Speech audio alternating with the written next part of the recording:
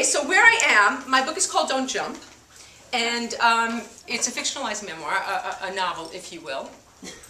And Andy was a rock and roll promoter, and she recently married the love of her life for the second time, and she's 35, and it's the late 80s, and they're married. They've had this wonderful honeymoon, and they went to Europe and had a fabulous time, and they came back, and work is kind of stressful for them because Andy's a rock and roll promoter, and so she club hops a lot, and Lenny is a stand-up comedian, and those of you who know that can be stressful, but life is great, and they're madly in love. And because she's 35, a little anxious to get pregnant, because, the clock is ticking, and loud, and my mother's yapping, and all kinds of things like her mother is yapping.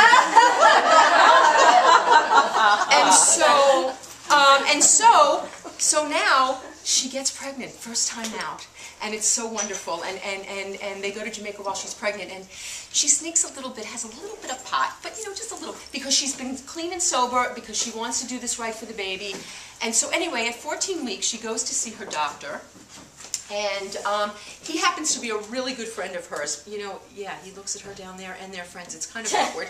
But anyway, yeah, so she goes to see Dr. Rubin, who's her gyno and her friend, and it's 14 weeks, and he doesn't discern a heartbeat, but he says, don't panic, the baby's probably sleeping, don't worry about it.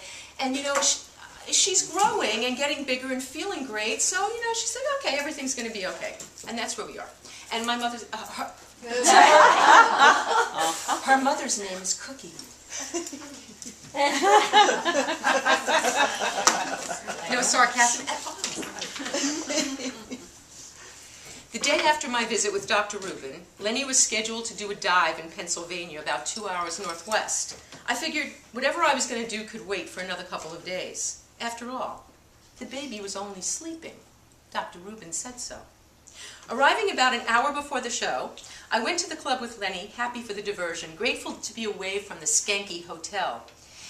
It was a really crappy lodging, which Lenny had to contend with, and it was one of only the few. That very rarely happened, but there was a beautiful countryside, so it made it doable. On Saturday, we went out to breakfast and for a drive.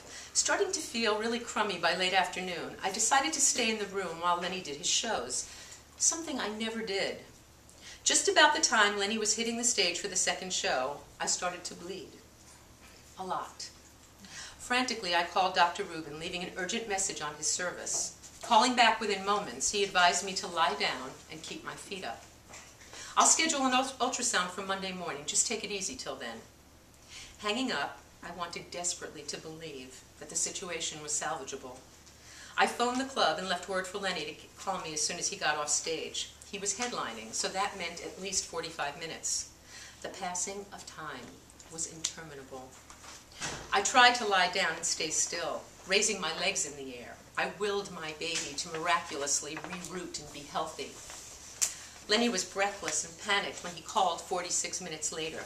Racing back to the hotel, we were out the door and on our way as soon as he packed the car and checked out.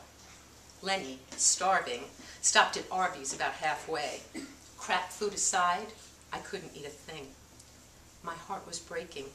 My baby was dying. There was no room for anything else.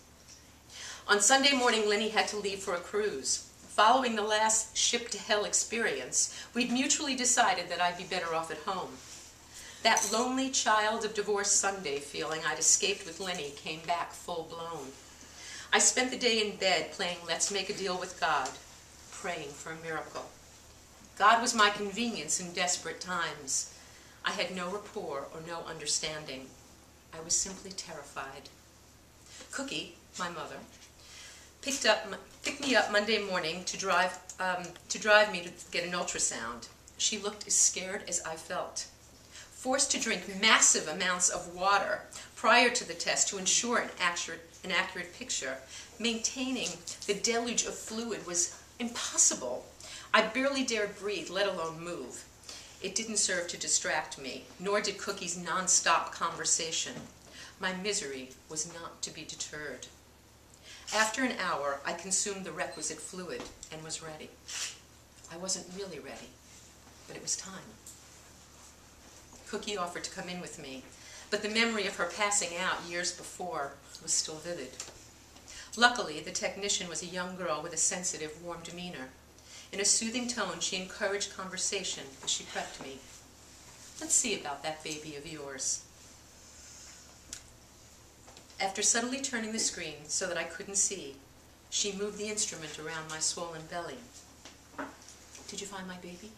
Is everything okay? I already knew the answer. She tried to turn away from me, but I could see her expression was grave as she bit her lower lip. Tell me, please, what do you see? I'm not supposed to say anything until the doctor has a chance to review the picture, she said apologetically. Please, please, just tell me. The fetus is dead, she answered. I'm so sorry.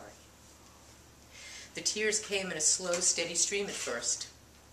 Was it a boy, I asked, already sure of the answer. Yes. That brought the flood. I'd spent months loving that baby, the child I was now never to know. Can I see my boy, please? Hesitantly, she turned the screen towards me. The fetus is very small. I'm going to try to take some measurements, she said softly. I'm so enormous. What does this mean? She smiled wanly and went about her business. Her expression quickly turned. What is it? She was concentrating on the task at hand, using a ruler and a machine to do some calculations. The fetus died at 6 weeks, August 14th. It's unusual, but it happens sometimes. The body holds on. The fetus appears to develop normally. I barely heard her last words. August 14th. We were in Jamaica that day. I'd had 5 hits of pot. I killed my baby in the back of Tyrell's taxi. In the deserved discomfort from the D&C that Dr. Rubin had performed, I stayed in bed for days, using that as an excuse for my lack of desire to do absolutely anything else. Staying at Cookie, she and Cy were due to leave for Europe the following day. I was to be alone with my heartbreak. It seemed fitting. The beginning of the just punishment for my inexcusable indiscretion. I called Lenny on the ship to shore. He was dutifully compassionate. But I knew the loss was different for him. He didn't have the same attachment. There was probably a certain relief at not having the added responsibility of fatherhood just yet. For me, there was a hole I had no idea how to fill. I ached for my baby, for motherhood, trying to imagine my life without it. Lenny and I were so good together. We shared every detail of each other's lives. Surely that would be enough. And yet, how could I be complete without a baby? I'd been a mother's helper, a babysitter, a counselor, a camp director, a teacher. Children had filled my life. Could I bear not having one of my own? I'd vowed that if nothing had happened, I'd never smoke again. Now that I was no longer with child, all bets were off. For a few moments, the pot worked, and I was numb. Ultimately, it couldn't diminish the emptiness. It pooled in my chest and wouldn't leave. I ached for my boy with every breath. I had no job, no baby, and no plan. When Lenny returned a week later, I was still stoned, listlessly wandering around the apartment. I needed to snap out of it. I needed to move forward. How? We couldn't even think about trying again. The dead fetus I'd carried for almost 2 months had left me a mess in mind and in body. Beyond motherhood, I tried to daydream about what I wanted to do. I couldn't come up with a thing. Creative visualization had worked many times in the past, and all I could see was a briefcase, a suit, and working in an office 9 to 5. Where the hell did that come from? I had no idea. I was a rock and roll promoter. But what was I qualified to do? I went to the Sharper Image and spent my birthday money on a black leather attaché. Okay, now what? Fate lent a hand. When things fell apart at Blue Room, I'd entertained the notion of starting my own business. I'd been hooking musicians up for years. With computer technology advancing, I thought about forming a database of talent that could be used worldwide for just such purpose. It was prior to the internet, at least as far as I knew. If a band needed a new drummer, punch in the criteria and then audition those of choice. Clubs wanting to book talent could listen and watch a tape performance, and so on.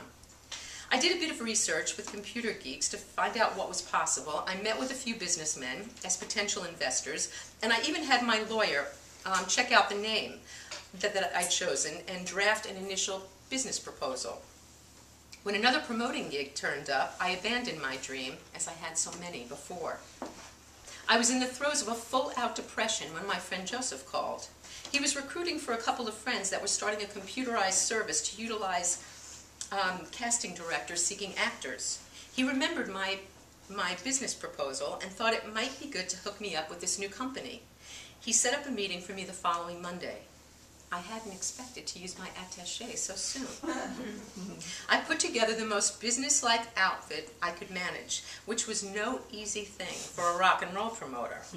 I met with Nate and Morris, briefcase in hand.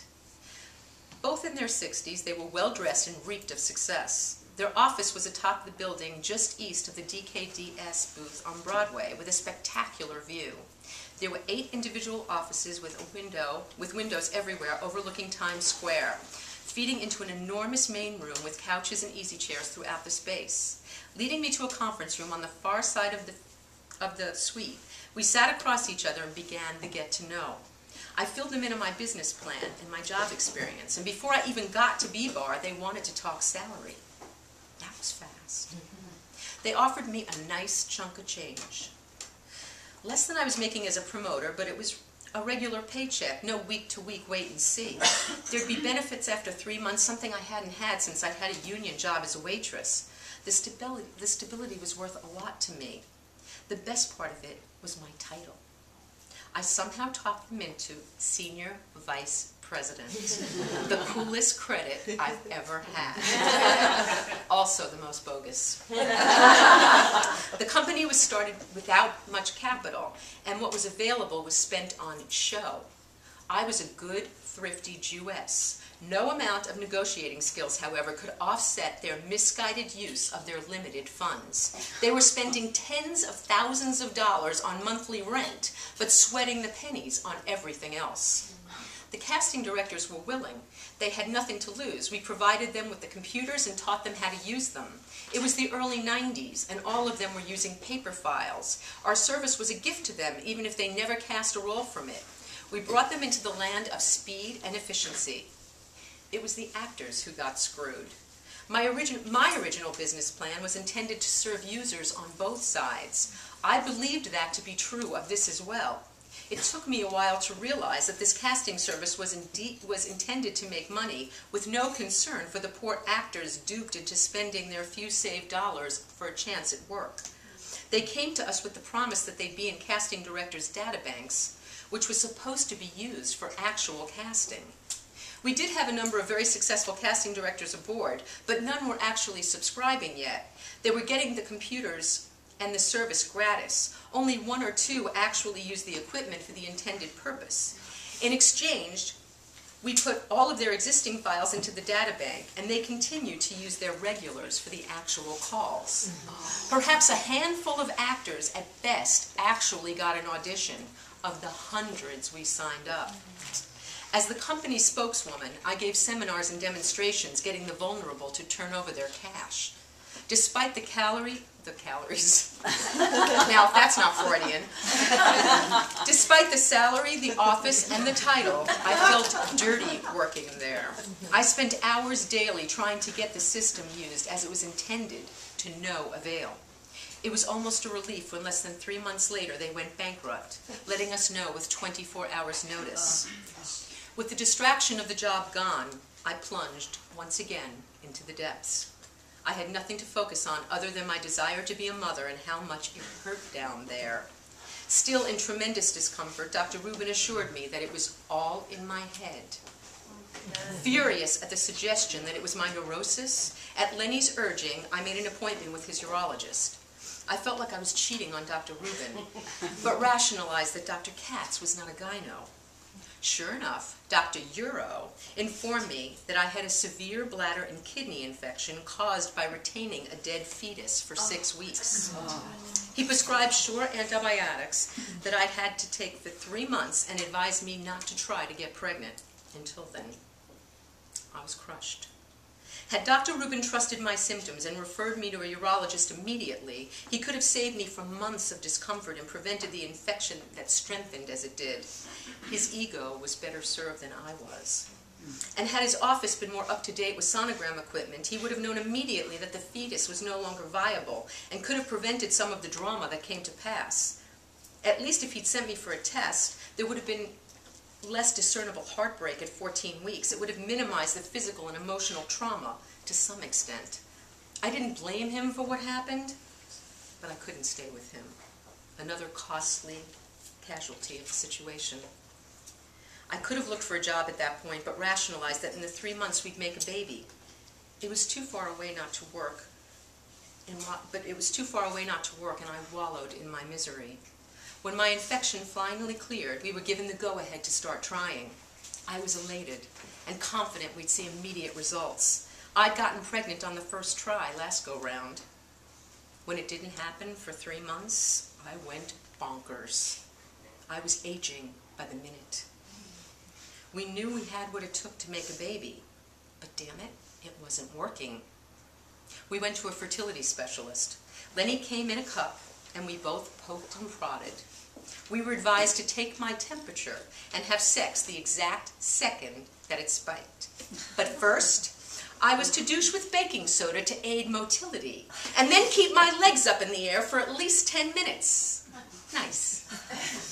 In July, Sal booked Lenny for a cruise. I went along as much for a change of scene as for the fact that I'd be ovulating. The first couple of days were perfect.